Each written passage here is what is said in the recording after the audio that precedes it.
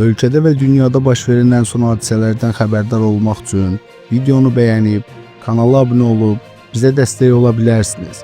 İndi isə keçək xəbərə. ABŞ prezidenti Donald Trump gömrük rüsumlarından əldə edilən gəlirlər hesabına vətəndaşlara $2000 ödəniş ediləcəyini açıqlayıb. Səyyar TV Milli Aza istinadən xəbər verir ki, Trump bu barədə Truth Social sosial şəbəkəsində paylaşım edib. Onun sözlərinə görə yüksək gəlirli Amerikalılar istisna olunacaq. Tariflərə qarşı çıxanlar axmaqdırlar. Biz hazırda sıfıra yaxın inflyasiya və rekord fond bazarı qiymətləri ilə dünyanın ən varlı və ən hörmətli ölkəsiyik. ABŞ üzrə rekord investisiyalar, fabriklər və zavodlar artır deyə o bildirib. Qeyd olunur ki, hazırda bu təşəbbüs qanuniləşdirilməyib və Konqres tərəfindən təsdiqlənməsi tələb olunur. Həmçinin məbləğin necə paylanacağı və ödənişin vaxtı ilə bağlı detallı məlumat verilmir. Trumpın bu açıqlaması ABŞ-da geniş müzakirələrə yol açıb.